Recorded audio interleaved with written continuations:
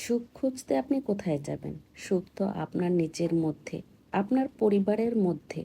তবে একজন মানুষ, সে যদি মনে করে আমি সবাইকে খুশি করব, আদতে সে কাউকেই খুশি করতে পারে না। কারণ পরিবারের সবার চাহিদা একরকম নয়। এক একজনের চাহিদা এক এক রকম।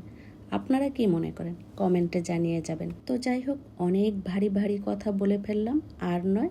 এবার আসি, আমরা কোথায় গেলাম, কি করলাম, কি খেলাম, সব কিছুই আপনাদের সাথে শেয়ার করছি। অনেকেই দেখে চিনে ফেলেছেন, ঢাকার খুব কাছে এত সুন্দর একটা জায়গা। ঢাকার আশেপাশে অনেকেই এখানে এসেছেন, আমিও এর আগে 2-3 বার আসছি। তারপরও যারা ঢাকার বাহিরে আছে তাদের উদ্দেশ্যে বলছি, আমরা কিন্তু চলে আসছি পূর্বাচল 300 ফিট। নীলা মার্কেট নামে একটা খুবই পরিচিত জায়গা আছে, যেখানে কিনা হাঁসের মাংস খুবই বিখ্যাত। আর সেই সাথে তো চটপটি, ফুচকা, চাপটি আর হচ্ছে চিতই পিঠা। আমরা যখন এখানে আসলাম, দেখি চাপটি বানানো হচ্ছে। সেই সাথে আমি দেখতে চেয়েছিলাম এত রাতে বড় পাতিলে কি রান্না করছে। তখন আমাকে খুলে দেখানো হলো চটপটি ফুচকার জন্য আলু আর ডিম সিদ্ধ করা হচ্ছে। আসসালামু আলাইকুম, আশা করি সবাই ভালো আছেন।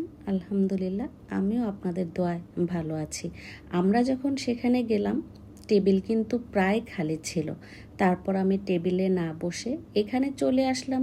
দেখলাম এখানে কি কি আছে, কি কি রান্না করা হচ্ছে সেগুলো দেখে এখানে দেখলাম কাঁকড়া আছে, মাছ আছে, সেই সাথে চিকেন ফ্রাই, কাঁকড়া ফ্রাই করা হচ্ছে। সব কিছু মিলে আমার কাছে খুবই ভালো লাগলো।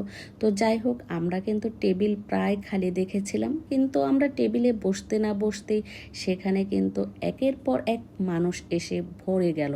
তো যাই হোক, আমি যখন আবার জায়গা মতো আসলাম আমার টেবিলে বসতে, ঠিক তখনই দেখি দুটো বিড়ালের বাচ্চা কি সুন্দর করে তারা ঝগড়া করছিল। তাদের এই মিষ্টি মিষ্টি ঝগড়াটা আমার ভীষণ ভালো লেগেছে। সেই সাথে চেয়ারের উপর বসে আরেকজন শুধু দেখেই যাচ্ছিল।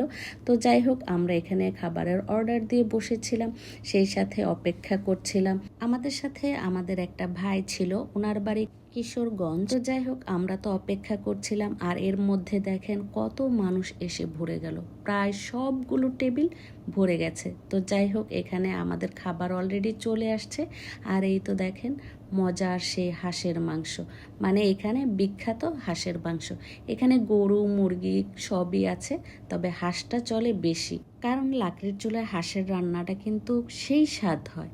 আমরা কিন্তু প্রথমে রুটি নিয়েছিলাম, রুটি দিয়ে হাঁসের মাংস খেলাম। তার পরবর্তীতে আমরা আবার চাপড়ি নিলাম, চাপড়ি দিয়ে খাচ্ছিলাম। তবে সত্যি বলতে হাঁসের মাংসটা কিন্তু চাপড়ি দিয়েই বেশি মজা। তো যাই হোক, এই ছিল আমার আজকের ভিডিওটি যদি ভালো লেগে থাকে তাহলে লাইক, কমেন্ট, শেয়ার করে পাশে থাকবেন।